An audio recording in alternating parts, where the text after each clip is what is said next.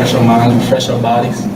And now we're back locked in, focusing on Georgia, watching their film, going over plays that will work, and really just, getting ready for this whole. All right, good afternoon. It's Afternoon Live. That was Blake Corum, Michigan running back, getting ready for the Orange Bowl, if you couldn't hear him, over the Christmas music as we get ready to get things underway on this Tuesday. We are pleased to bring in Bill Bender from the Sporting News, who joins us here on Afternoon Live. If you're watching, you see that. If you're listening, here he is, Bill Bender. Hi, Bill. Hey, how's it going? Thanks for having me on. It's great to have you on.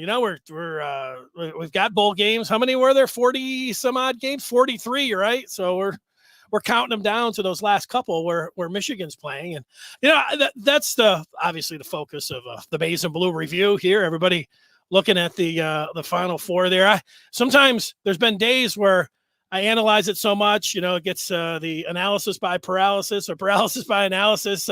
When you look to that Final Four and Michigan and Georgia, what jumps out to you first, Bill? I think you just said it. We can recite all the rushing statistics and who stops who and how big they both are up front. But I was in a game like this with an SEC and a Big Ten opponent. I really believe it'll come down to you need to see the first 10 to 15 plays. Michigan's first 10 to 15 plays, you'll get a feel of whether they can push them around up front a little bit, whether it'll open things up for Hassan and Blake, who's healthy now. And the other thing, I think the real key is, can Michigan's receivers get separation from those Georgia defensive backs led by Lewis Cine? And again, you'll see that first 15 plays both ways, where it works for the defense too. Can Michigan get an edge rush with Hutchinson and Ojabo that bothers Stetson Bennett or JT Daniels or whoever else Georgia wants to put in at quarterback? Yeah, when I look at both sides of the ball there for Georgia, I mean, they were great, and all the way until that SEC championship game. And you look at the tight end and Brock Bowers, and we talk so much about that, the defense and the speed and the talent and the recruiting there. But you already said his name, Stetson Bennett. If Michigan will have a chance, it will make him, I don't know if it's look average or be able to rattle him or get an extra possession or two. That seems like it's the path, to be able to. It's the one position that they might not be sitting up here. You look and say, "Wow, man, I don't know how we're going to be able to compete with all of that." What do you think? Well, I mean, Georgia's going to want to do the same thing that Michigan does. They're going to want to use the power running game between the tackles and set up some sweeps. They're going to use their tight end a lot. That is one person, Brock Bowers, that Michigan has to keep an eye on every play. A dynamic downfield presence. And for Bennett, I think it's the same. Everything I say about Stetson Bennett, you could copy, paste, and say it about Cade McNamara. Because whenever these guys play well, it's everything else went right, and the quarterback didn't mess it up. And when something goes wrong, you start talking about JT Daniels, much like Michigan fans do with JJ McCarthy. So I think that's one of the interesting dynamics in this game is how much do the backup quarterbacks play? And Kirby Smart in his press conference this week was very non-committal when asked about JT Daniels. He gave a non-answer or a we don't disclose that type answer, which means he's probably practicing a little bit with the ones.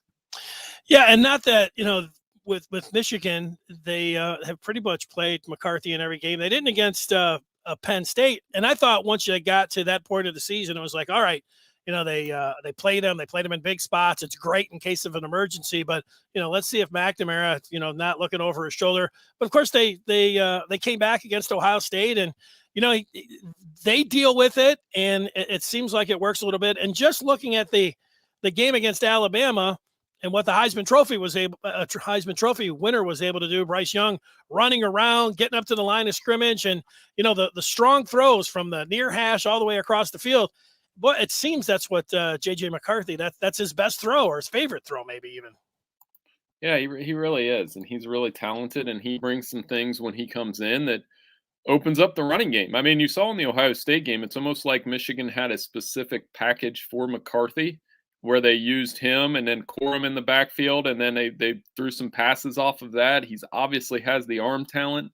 The Iowa game, they put him in for the Hail Mary, and you can see it. Like, I know that Hail Mary didn't hit, but I'm like, man, he just flipped his wrist and that ball went 60 yards down the field. So, and he could present some interesting challenges for Georgia's defense because they haven't seen a lot of him. So, but again, as Jim Harbaugh, if he hasn't said it already, I'm sure he will. He'll say it's a blocking and tackling game, and it really is with these two teams because it comes down to who wins up front, and whether it's Hassan Haskins or Zamir White that gets those running game going in the early going. When it comes down to Michigan, I think a lot of people have said, I agree with this, that if Michigan plays like they did against Ohio State, they'll have a pretty good chance against Georgia. I don't know if they can bring that. And of course, they're not going to be playing at Michigan Stadium, but if they are able to come close to having that kind of play, and, they didn't absolutely come out against Iowa in the first series or second series and play like that, but it was mostly in the second half that they blew the doors off of the Hawkeyes. But they do seem like if you are coming together and have some confidence at the end of the year, healthy and all those sort of things, I mean, what kind of shot do you give them? Oh, I think it's going to be a close game. When you get into SEC Big Ten bowl matchups, and you and I have watched enough of those, I'm sure over the years, where sometimes the unexpected happens because it's different styles, but they're trying to do the same thing. And I think Michigan's going to hang within one score. I did pick Georgia to win, but it comes down to a couple things. That Georgia was the best team in the regular season. Michigan was the hottest team at the end of the year. From the Penn State game on, you could make the argument they were the best team in the country those last 4 games, the way they played against Maryland, Ohio State, and Iowa. So they're going to come in with a ton of confidence. If they have the creativity from the play calling from Gaddis, can score early and build that confidence, I think we'll be watching a game comparable to, I know you remember a couple years ago when they played Florida State in the Orange Bowl. Very comparable game here in terms of what we could get, and I think it'll be a 4-quarter fun one. That's why they have it second. Yeah, that's right. I didn't like Delvin Cook necessarily in that game against Michigan in that one. People are pretty confident about Josh Gaddis, and Gaddis said it himself. If he didn't win the Broyles, maybe Mike McDonald would have on the other side. So Michigan does have 2 coordinators that if they can mix some things up, they're going to have to on Georgia. That's what Alabama was able to do. Maybe that would be McDonald. I see some breaking news. The basketball team's game tonight against Purdue Fort Wayne has been canceled because of COVID. With any of the bowl games leading up, I would think that if one of the semifinals, that they would find a way to play it. They're not just going to say, "Oh well, that's it. Let's just declare the other game a national championship game if they were able to play it." But with these other bowl games, will they just scrap them? Do you think? Do you know what the point? Well, it's so much easier to scrap, and I'm going to throw a couple out there. Like if it was the First Responder Bowl, we can move on with our lives. You know what I mean? If it's one of those, we can. But interested to see how it's going to affect media availability, how much they quarantine their teams before and after the game, because you just want to get it in. Remember, COVID impacted last year's game. A couple of Ohio State guys missed the game last minute. I mean, Tommy Togiai was one that they still talk about. And, I'm based in Ohio. I don't know if I should say that on your show because people might log off or whatever. But COVID's pretty prevalent right here, like it's going to be in Indiana, like it's going to be in Florida. So it is certainly something to watch. And, obviously if they're canceling a lot of basketball and hockey games and things like that, I think they just want to get through it if they can, and they've got to take the right safeguards to do it. Yeah, Bill, just a couple more questions here. Bill Bender from the Sporting News, listening on the pod on Twitter at Bill Bender 92. Probably everybody's already following you, college football fans and everything else. You mentioned Ohio, Michigan fans, obviously, and the players are ecstatic. How would you say Ohio State fans and the players have handled the aftermath of losing to Michigan? The players or the fans? I put them all in there. That's true. Well, no, I mean, a lot of my friends. So I always tell people, so most of my friends circle, I have Ohio State fans, Michigan State fans, Notre Dame fans. They were all groomsmen in my wedding. It was a disaster.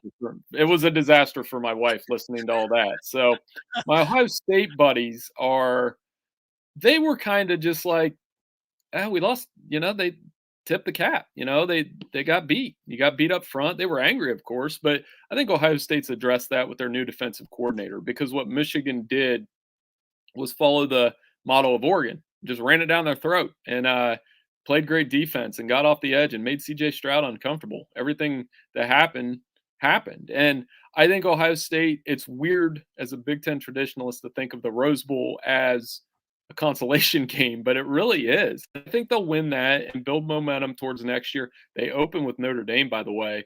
That's going to be probably the most watched game in week 1. And game on, right? I mean, Michigan still hasn't won at Ohio State since 2000. If Michigan goes to Columbus and wins next year, then I think the panic would start because Ryan Day would be 1-2 against Michigan. Good point. I got a final question for you about quarterbacks. And I know, everybody's excited about the Orange Bowl and everything else. We talked about playing 2 QBs, but, Michigan fans are wondering what's going to happen with their quarterbacks after this year, because Cade McNamara, as well as he's played this year, led Michigan to the Big Ten crown, and he's got McCarthy breathing down his neck and has played a little bit here. Do you think that those guys will battle it out in spring, and then the guy that wins will stay, and then the other guy will probably hit the road? And I want to follow up on Ohio State's quarterback Stroud, because there's been a lot of talk that he'll possibly leave. But what do you think will happen? Any way that those quarterbacks stay around for Michigan? I know it's just like, I don't even know if they know or Harbaugh knows as of yet, but how do you think that plays out? Well, we'll start with Ohio State. I mean, it'd be tough to bench Stroud given what he did. I think what opened the door for Stroud to start next year is I think it was Miller transferred, Quinn Ewers transferred to Texas, and I think the quarterback room belongs to him for now. Now Kyle McCord could challenge him in the spring, and we'll see, but they'll backfill that. I think they've recruited a 4-star kid behind that. Michigan's is much more interesting to me because normally, and I know you've probably done this a few times, you're going into the spring thinking, who in the world is our quarterback? Who's good, right? Now you have 2 good ones. So you have a Cade McNamara that's a team leader everybody loves. It's going to be hard to keep J.J. McCarthy on the bench for another year, though, with that talent, all those things we mentioned. So you really are looking at a Brady Henson storyline again. And I remember that way back then. I mean, we didn't know how it would turn out 20 years later, but at the time, Michigan fans were definitely clamoring for Henson. There's no doubt about that. I remember that. So I'm going to guess that McNamara starts. They try to keep McCarthy happy. Maybe there's a split of sorts, but in the portal era, that's no guarantee. Yeah, well, if Harbaugh does it like Carr, he'll say McNamara's going to start, and then McCarthy's going to play the second quarter, and then whoever plays the best is going to start the second half. I think Henson ended up against Michigan State and Syracuse, I think, were the only 2 games actually started in the second half, and then ultimately Brady was able. But it made for a lot of interesting days on the radio, that's for sure. A lot of people have talked about Stroud. He was I don't know, he wasn't complaining about the cold, but he was talking about being under the weather and it was cold at Michigan. I mean, you go to Ohio State, it's going to be cold. So people were wondering if the possibility that he may, take off and go to USC. And interesting. I didn't hear that. Well, I can say from the game, the one thing that was said afterwards. So the false starts, right, during the Michigan-Ohio State game, and I was in the press box, and I'm not trying to humble brag that or anything. I was just watching that you cover the game. That's what you do. You could see CJ Stroud almost pause in between, and that's when the lineman would move. And I was wondering, before even any of that stuff was said, I was like, is he just messing up the count or what? So, but as far as cold weather, I mean, as an NFL guy that loves the Packers, there are a lot of cold weather NFL stadiums he's going to have to play in down the line that get cold around this time of year. So, but I think he'll stay at Ohio State. I think they'll make adjustments. I think they're going to be tough to beat as always next year, and kind of brings the conversation full circle because Drew Henson was the last Michigan quarterback to go into Ohio State and win. So whether it's Cade or JJ next week, if you want to achieve folk hero status, you go into the shoe and silence them then I think this rivalry will take off and get back to that level that it was. What do you think? I mean, you tell me. I'd say mid to late 90s was as hot as I ever remember it. Well, I mean, I remember being down at that. That's not a humble brag. That's just how old I am. Down at that game that Henson went in, and I can remember I guess it would have been 99, being down there, the game that Tom Brady started there, and Cooper was, I don't know, 1-10-1 maybe. At that point, I'm at some Columbus bars, and I'm making jokes and impersonating, and Ohio State fans were just like, they hated all the Ohio players that went to Michigan, and they're like, you guys just care about beating us, because Michigan was losing 4 games a year, but they were beating Ohio State until 97 when it took off. And I don't know. I hope it gets back where, I think because of the recruiting, it's hard to say that Michigan is going to split with Ohio State over the next 6 years or something. But, if they could win, I don't know, 2 out of 5, people would be happy with that. So I think that with this boost that they get, I think if you see it in recruiting, maybe that'll be the chance that maybe they can even it out. Although,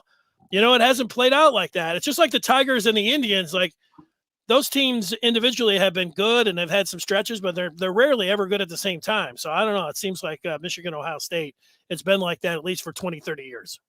Yeah, the big swings. I've never seen a rivalry have swings like this. And I always, I work with an Alabama grad.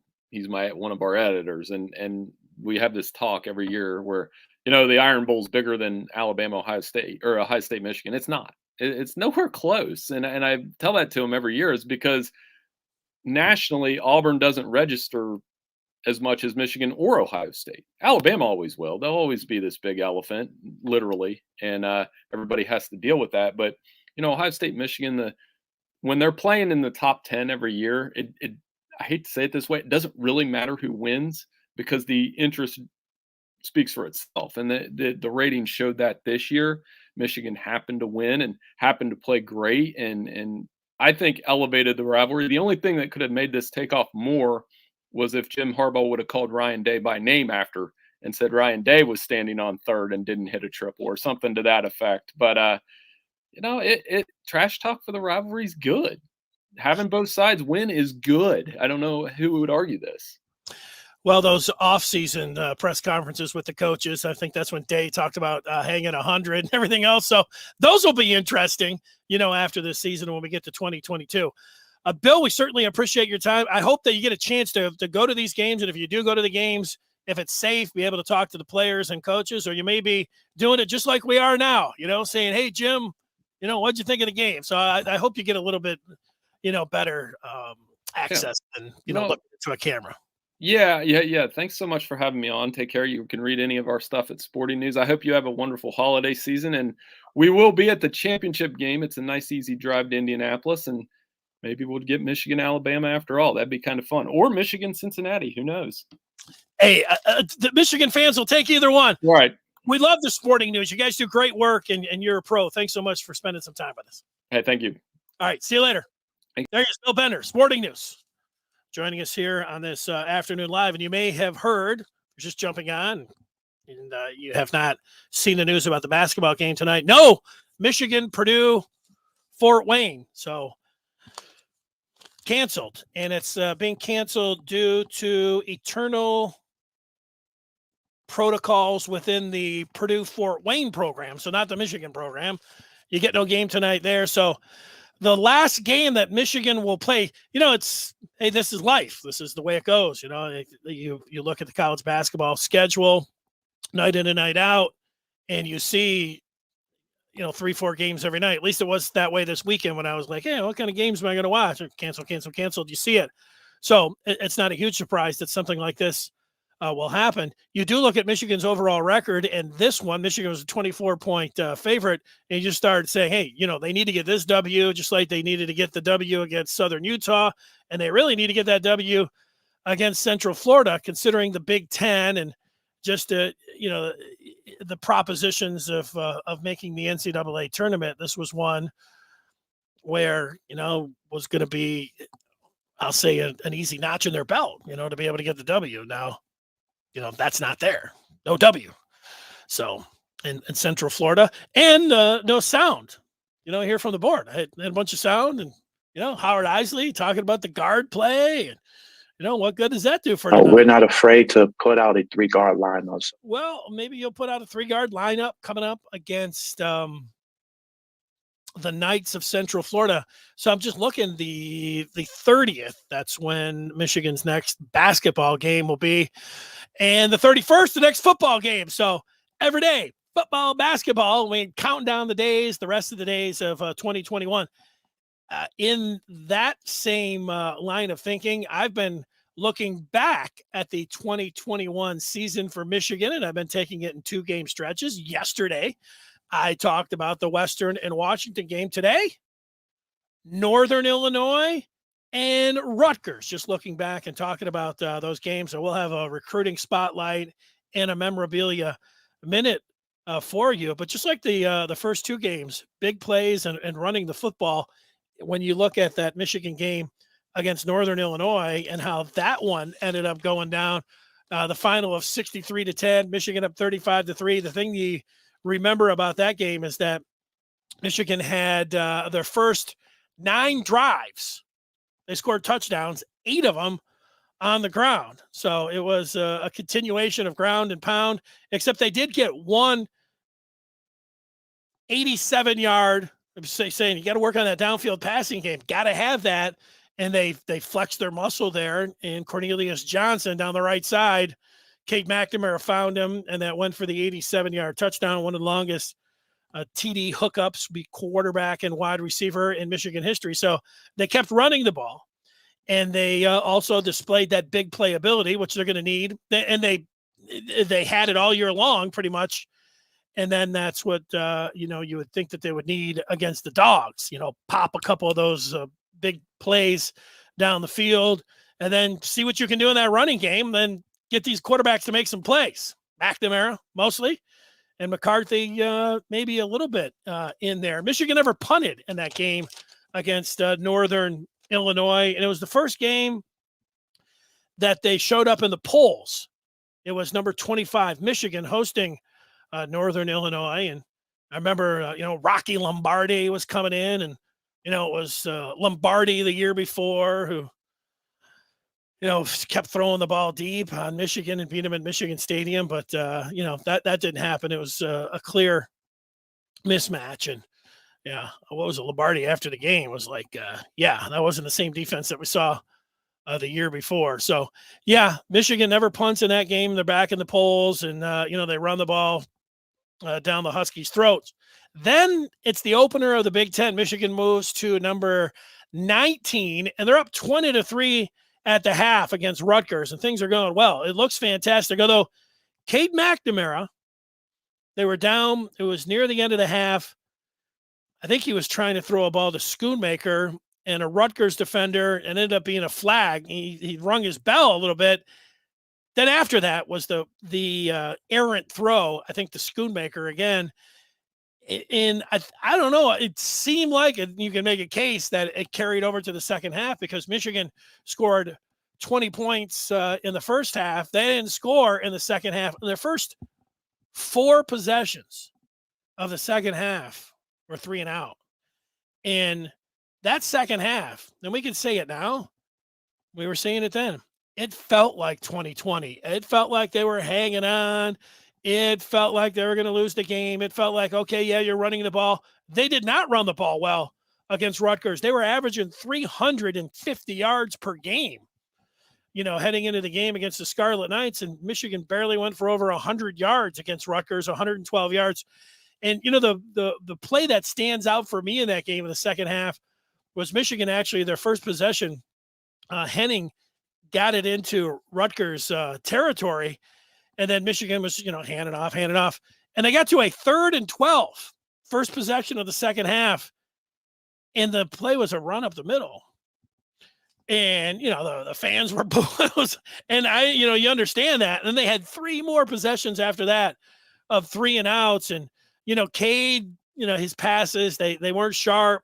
A little bit high, a little bit low, a little bit behind, a little bit in front. I mean, I think you go back and evaluate all the throws, and you could just see it. I mean, the ball placement wasn't there, and maybe it had something to do with the hit that he took, late in the first half. I don't know, but Michigan, they hung on and won that game, but that was the first time. I mean, you want to go back to the beginning of the second half against Washington and say, that one felt a little bit like, the year before, because Michigan was, I don't know, they weren't dominating against Washington, but they were only up 10-0. But, they quickly put those fears to rest against Washington when they, took the first drive down. But against Rutgers, I mean, they had to hang on. And that did have a feeling of some of the past years where, Rutgers had the ball and had the ability to go down and tie that game. Michigan missed a field goal in that game. Moody, just one of the 2 misses that he had, one of the 47-yarders this year. And, that was it wasn't a nail biter, but there were times in that game where in the second half it was just like Michigan's just not going to have the passing game to be in a contender. Maybe Rutgers, maybe, and maybe some of the other games, but didn't look like. I don't think I wasn't after the Rutgers game. You say, hey, what are you complaining about? Michigan was 4-0. Wait, they were 4-0. And it was like they hadn't played a road game yet, but the second half, you were like, nobody was declaring that this was going to be a team. Bring on Ohio State. Bring on Alabama. Bring on Georgia. None of that was being said. That's for sure. All right, time for the Michigan recruiting spotlight. And for that, we're going to go back to last week. It was National Signing Day, as you know, and Mason Graham, a Michigan defensive tackle who's going to be in for spring. He said, I remember asking him, who he liked as a defensive tackle, and he said he liked Aaron Donald. It's a good one. Best defensive tackle in the NFL. He said he also liked Khalil Mack's game. So Donald and Mack. And then I asked Mason Graham, defensive tackle from California, what other sports he was participating in. Here's what he said. Yeah, so I've been wrestling since freshman year. So my head coach at my high school wanted me to get into that because it really translates to the football field. So I've been doing that, and then did a little bit of throwing and track, and then I played basketball freshman year just to mess around, and then I played rugby since I was like 8. So I played that my sophomore year of high school because we have a rugby club at our school. So that was really fun, and just I think that all those sports have helped me. There you go, wrestling and rugby. You can really see it for, especially a defensive tackle, being able to leverage, use your hands, and all of those things when it comes to grappling and how it helps you in football. And rugby would be tough. You can see it pretty close. A lot of the same kind of things that you're looking for in football. That was Mason Graham. So that was the recruiting spotlight. And now we're up here to the memorabilia minute. And I'm going to go with a card right here. TK, I don't know if they continue to make these 1 year. I got a few of them working in radio in Ann Arbor, and they were called TK Legacy cards. And you'd get the card, and then you'd get the autograph there too. I don't know how many. Let's see if it says signature series. See if it says how many they made of them. It doesn't. But I got a limited edition personally autographed trading card signed by Don P. Dufek. There he is. And, these are great cards here. I'll have to see which other. I was looking for Anthony Carter in there, but, getting Donnie Dufek. What did they call him as a safety? Wolf. The Wolf. That was the position they called him. I don't think that was his nickname. Don Dufek, who also was a two-sport athlete, football and hockey. You don't see many of those running around, do you? All right, no basketball game tonight. I was going to tell you, we're here if you're watching this for the first time every day at 1:00. So every day, Michigan podcast talking about digital cast, talking about the Wolverines and what the latest is. The latest is today that the basketball game tonight canceled. So you've got one basketball game and one football game left this year. And both of them are happening next week. The basketball game on Thursday at Central Florida down in Orlando. And then the next day, just go a little further south. You'll find yourself in Miami. Michigan in the Orange Bowl, 7:30. Now, how about this? There's got to be a few people. There won't be a lot. But you fly down, you maybe stay in Orlando, go to the basketball game that night.